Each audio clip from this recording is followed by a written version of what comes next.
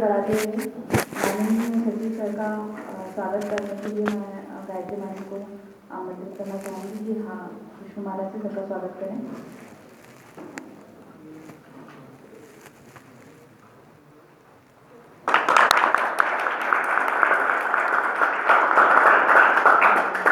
Gayatri ma'am के स्वागत के लिए मैं केस वर्कर कविता को आमंत्रित करना चाहूँगी कि पुष्पमाला से मैम का स्वागत करें।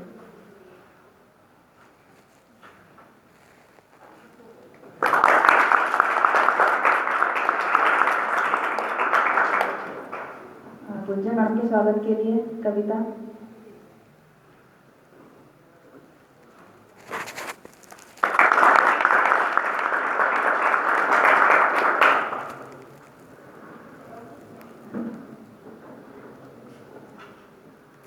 अब्दुल सर के स्वागत के लिए आज कविता बनाना है।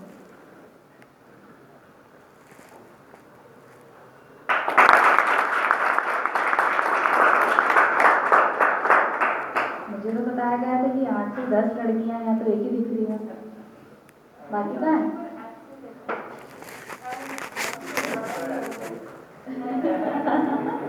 एब्सेंट की चले गए हमारा नाम सुन के कि पकाएंगे ये लोग, तो निकल जाते, आए नहीं।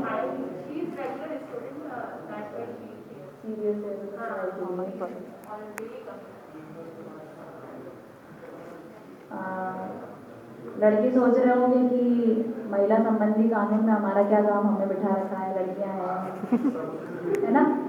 सोच रहे हैं? नहीं सोच रहे है ना? सबसे ज़्यादा तो मेरे को लगता है पुरुषों को ही ज़रूरत है इस बारे में अवेयर करने की कि महिलाओं के साथ कैसा व्यवहार किया जाना चाहिए, क्या कानून बने महिलाओं के लिए, है ना? क्या संरक्षण प्रदान किया गया है हमारे समाज ने, हमारे कानून ने महिलाओं को। तो इस उद्देश्य से आज महिला संबंधी कानूनों की लिए कार्यशाला यहाँ पर आयोजित की गई है ताकि आपको महिला संबंधी कानूनों की जानकारी दी जा सके। और इसके लिए एडीजी सर यहाँ पर उपस्थित हुए हैं। मैं मेरा परिचय दे देती हूँ आपको। मेरा नाम नेहा जायसवाल है। मैं वन स्टॉप सेंटर जो कि महिला बाल विकास के अंतर्गत कार्य करता है, सखी सेंटर, उसकी प्रशासक हूँ और मैं 2.5 वर्ष से यहाँ पर कार्यरत हूँ। वन स्टॉप सेंटर के बारे में यदि कोई जानता हो या कभी किसी का काम पड़ा हो तो ये येस गोडाउन के यहाँ पर कार्यालय है अभी वन स्टॉप सेंटर का। तो थोड़ा सा वन स्टॉप सेंटर का परिचय देना चाहूँगी कि किस संबंध में वन स्टॉप सेंटर कार्य कर रहा है। अब मैं यहाँ तो आप समझ गए होंगे कि महिला संबंधी काम कर रहा है, सखी है उसका नाम।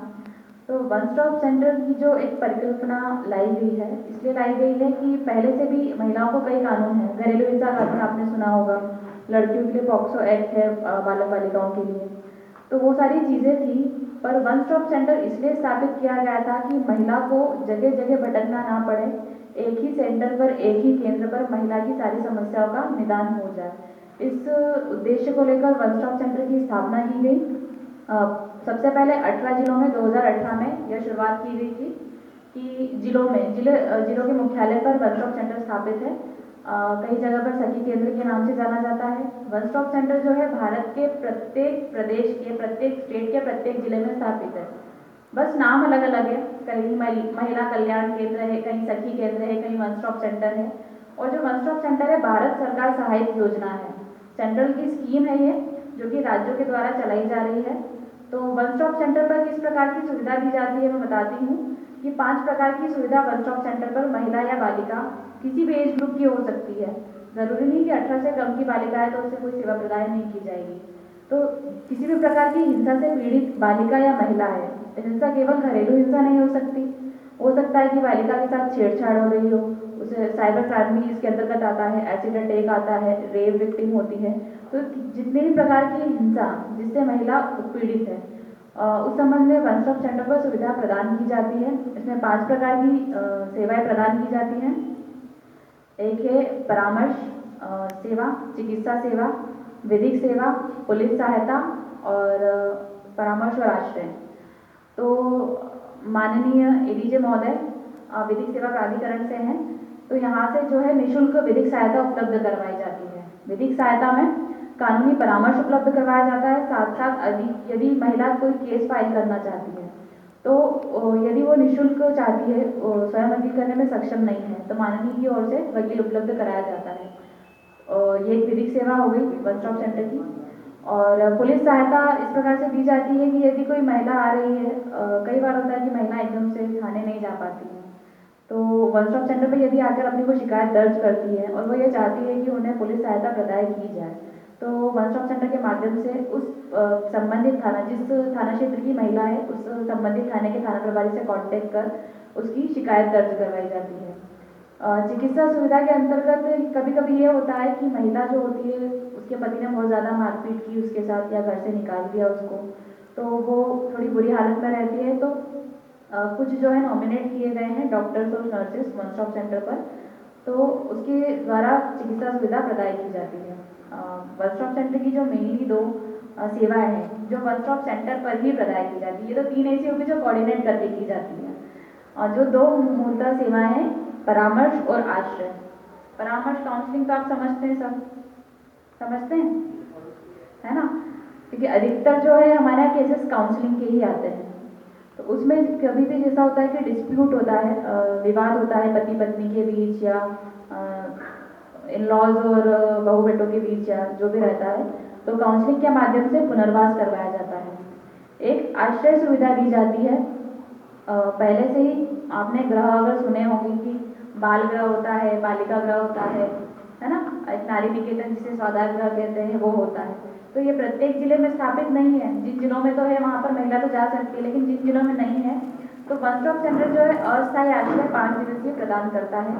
इसके अंतर्गत यदि वही मैंने कहा कि कभी उसके पति ने घर से बाहर निकाल दिया, या फिर कई बार होता है कि महिलाएं कहीं बाहर आती है तो उनके पास स्टे नहीं है, कि वो घर से निकल तो गई हैं झगड़ा करके, पर वो जाए कहाँ, तो वन स्टॉप सेंटर पर अस्थायी आश्रय 5 दिवस का प्रदान किया जाता है।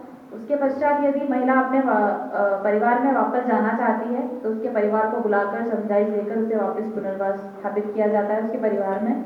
यदि इतनी ज़्यादा प्रॉब्लम्स बढ़ गई है कि महिला अगर घर नहीं जाना चाहती है, वो निराश्रित है, उसके पति ने बाहर निकाल दिया, घर वाले नहीं रख रहे उसको, तो एक स्वाधार गृह होता है हमारे यहाँ उज्जैन और राजगढ़ में मैपिंग है। हमारे यहाँ स्वाधार गृह नहीं है यहाँ पर शाजापुर जिले में, तो वहाँ पर महिला को पुनर्वास उसका करवाया जाता है। तो ये तो हो गई वन स्टॉप सेंटर की बात कि वन स्टॉप सेंटर से आप क्या लाभ प्राप्त कर सकते हैं। वन स्टॉप सेंटर के लिए आप, मैंने बताया कि गेस गोडाउन रोड पर कार्यालय है, वहाँ पर आप संपर्क कर सकते हैं।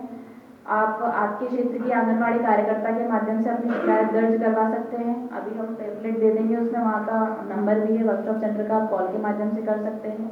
आप 100 डायल कर सकते हैं, उसके माध्यम से भी आप वन स्टॉप सेंटर पहुँच सकते हैं। इसी के साथ साथ महिला हेल्पलाइन आप सभी ने सुनी होगी, पहले 1090 थी, अब 1090 नहीं है। CM हेल्पलाइन जो आप 181 लगाते हैं उसी में महिला हेल्पलाइन को जोड़ दिया गया है। यदि अगर कोई महिला संबंधी केसेस होते हैं तो 181 के साथ महिला हेल्पलाइन काम कर रहा है, CM हेल्पलाइन के साथ, तो वो है जो हमें या फिर पुलिस को जिस भी थाने या फिर वन स्टॉप सेंटर से संबंधित होता है, जिस भी विभाग से संबंधित होता है महिला की परेशानी, उस विभाग को ट्रांसफर कर दिया जाता है। तो वहाँ पर हम बुलाते वही महिला की सारी काउंसलिंग कर सारी परेशानियाँ दूर करते हैं। और कुछ जैसे एक मुख्यमंत्री महिला सशक्तिकरण योजना महिला बाल विकास के अंतर्गत चलती है, तो जो महिला इंटरेस्टेड रहती हैं तो उनका प्रशिक्षण भी करवाया जाता है ताकि वह आर्थिक रूप से सशक्त हो। वन स्टॉप सेंटर क्या इतना है कि वन स्टॉप सेंटर के माध्यम से आप क्या क्या कर सकते हैं। तो आपके कांटेक्ट में या जो पुरुष बैठे हैं, हो सकता है कि उनके पहचान में कोई हो महिला या उनकी फ्रेंड हो, उनके घर पे कुछ ऐसा हो रहा है, तो उसके लिए आप उन्हें बता सकते हैं कि वन स्टॉप सेंटर एक केंद्र है जहाँ पर आप उसकी शिकायत कर सकते हैं।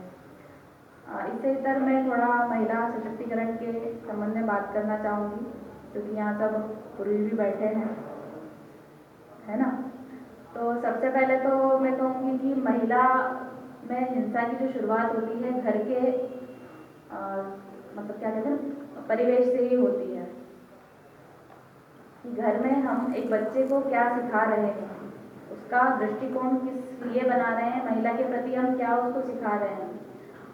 कि मैं कहीं भी जाती हूँ तो यही बात करती हूँ कि मैं दूसरों की नहीं कह रही, मेरे घर में यही चीज़ है कि अगर कोई मेहमान आता है या खाना बनाने का काम है तो वो मेरा ही है, बाहर का कोई काम है, गाड़ी सुधरवाना है या कोई बाहर की चीज़ लाना है, वजनी चीज़ कोई उठाना है, तो मेरे भाई का काम है। ये किसी ने हिंसा के लिए नहीं किया, है ना। ये बाइफिकेशन किसी ने हिंसा को बढ़ाने के लिए नहीं किया, बट वो है तो हमने एक फाउंडेशन बना लिया कि भैया ये काम महिला का है, ये काम पुरुष का है, ये काम महिला नहीं कर सकती, ये काम पुरुष नहीं कर सकते। अभी तो ठीक है, महिलाएं अपने स्तर पर सारी चीज़ें कर रही हैं, हम लोग भी अकेले रहते हैं तो सारी चीज़ें टैकल करते हैं, लेकिन वो जो